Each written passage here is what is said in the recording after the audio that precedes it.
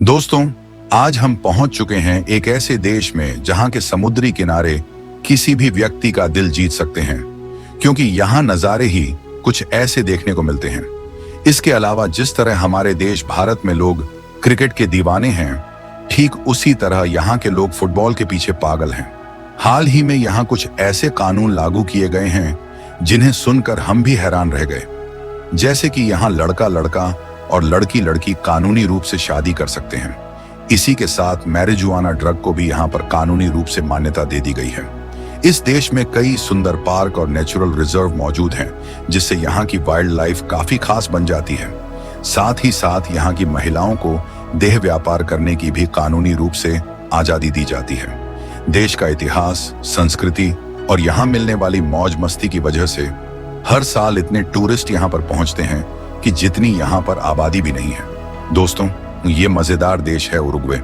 जानेंगे इस देश की यात्रा के दौरान कुछ बेहद ही खास बातों को, खान पान को, संस्कृति को और सबसे बेस्ट टूरिस्ट प्लेसेस को।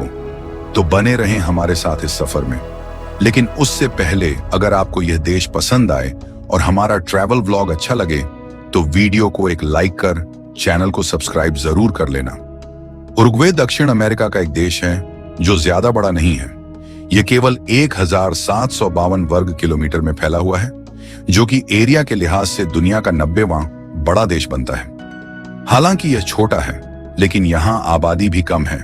केवल 35 लाख लोग ही यहाँ पर आबाद हैं, जिनमें से 52% संख्या महिलाओं की है और 48% में पुरुष हैं। यह है देश की राजधानी मोंटेवीडियो। असल में यह एक पोर्ट सिटी है, जहां से पूरे दक्षिण अमेरिका में व्यापार किया जाता है।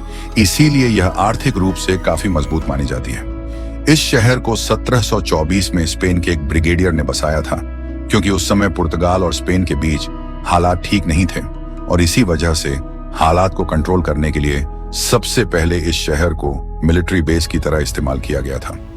आज यह शहर आधुनिक शहरों में गिना जाता है, क्योंकि यहाँ पुरानी इमारतों के साथ नई बिल्डिंग्स भी देखने को मिलती हैं। कई सारे टूरिस्ट स्पॉट भी हैं और देश की 35 लाख की आबादी में से 15 लाख लोग केवल इसी शहर मोंटेवीडियो में रहते हैं। जैसा कि दक्षिण अमेरिकी महाद्वीप के ज्यादातर देशों पर 250 से 300 सालों तक स्पेन ने शासन किया है, ठीक उसी तरह यहाँ उरुग्वे में भी स्पेन ने लंबे समय तक शासन किया है। यही वजह है कि इस देश की आधिकारिक भाषा स्पेनिश है। यहाँ के लोग इसी भाषा का इस्तेमाल करते हैं। स्पेनिश संस्कृति का प्रभाव लोगों के जीवन में उनके पहनावे से लेकर खान पान और डांस में भी देखने को मिलता है। 1811 में उरुग्वे के लोगों ने स्पेन से आजादी हासिल कर ली थी, लेकिन यह पूरी तरह तब आजाद हुआ जब इसे 1925 में ब्राजील से आजादी मिली। इसके बाद यहाँ के लोगों ने कभी पीछे मुड़कर नहीं देखा और पूरे साउथ अमेरिकी देशों में सबसे विकासशील देश बनकर उभरा। यह है यहाँ पर चलने वाली करेंसी, जिसे उरुग्वेयन पीसो कहा जाता है, और एक पीसो हमारे देश भारत के केवल रुपये के बराबर है।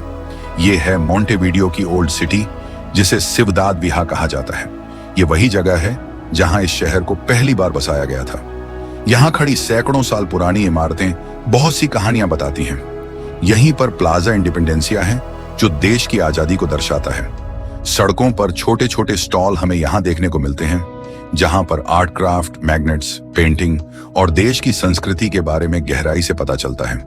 यहाँ अक्सर सैलानियों की भीड़ रहती है, क्योंकि किसी भी देश का अगर जीता जागता इतिहास देखना हो तो ओल्ड सिटी घूमने से बढ़िया क्या ही हो सकता है।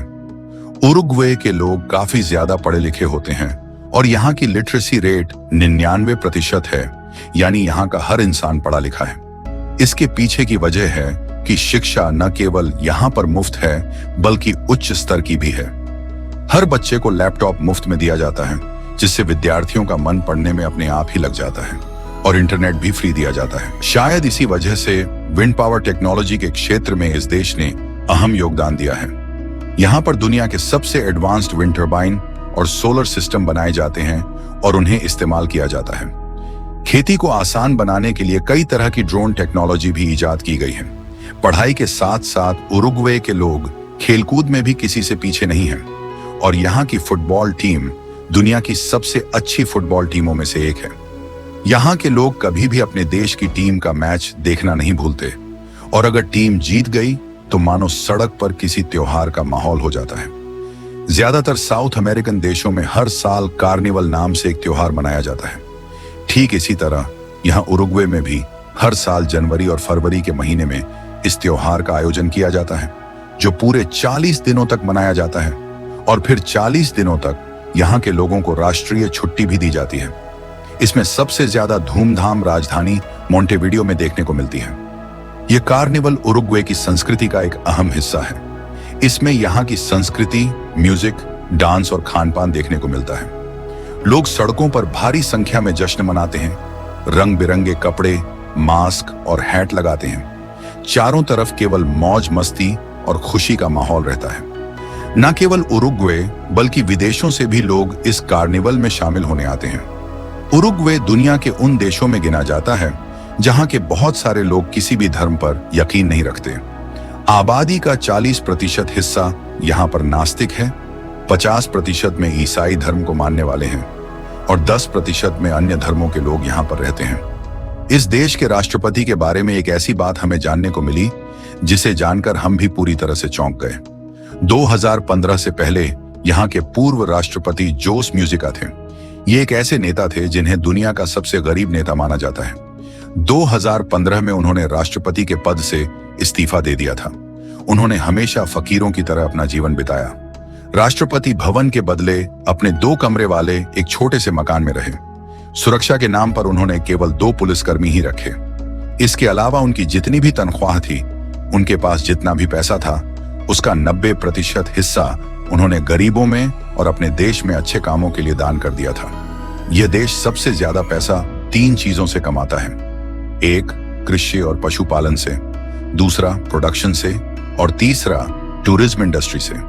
यहाँ के 65% लोग कृषि और पशुपालन से जुड़े हुए हैं। यहाँ पर सबसे बड़ी नदी है उरुग्वे और इसी नदी के नाम पर देश का नाम रखा गया है। यह नदी ब्राजील से निकलती है, उरुग्वे पहुंचती है और फिर अर्जेंटीना में जाकर समाप्त होती है। यह नदी खेती के लिए पानी, खाने के लिए मछली और ट्रांसपोर्ट में अहम भूमिका निभाती है और देश की अर्थव्यवस्था को मजबूती देती है। उरुग्वे के पश्चिम में अर्जेंटीना देश है। उत्तर और पूर्व की दिशा में ब्राजील के साथ इसका बॉर्डर लगता है, जबकि पूर्व और दक्षिण पूर्व की दिशा में विशाल अटलांटिक ओशियन है, जिस वजह से इस देश के समुद्री किनारे बहुत ही सुंदर नजर आते हैं। यह है पुंटा डेल एस्ते।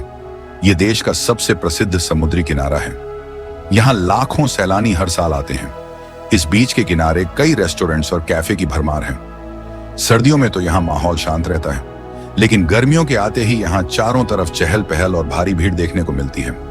देश के नागरिक अपनी छुट्टी के दिन इस बीच पर परिवार के साथ आते हैं। घंटों बैठकर समंदर की लहरों की आवाजें सुनते हैं, सूर्य स्नान का मजा उठाते हैं, बच्चे रेत में मजे करते हैं। इस बीच का नजारा कमाल का होता है और इसे आप खुद भी अनुभव कर सकते हैं। लोग यहाँ घंटों धूप में पड़े रहते हैं।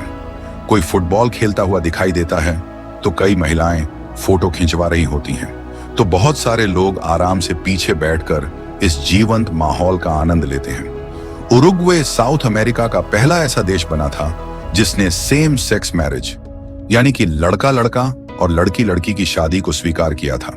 साल 2013 में यहां इसे कानूनी रूप से मान्यता दे दी गई थी।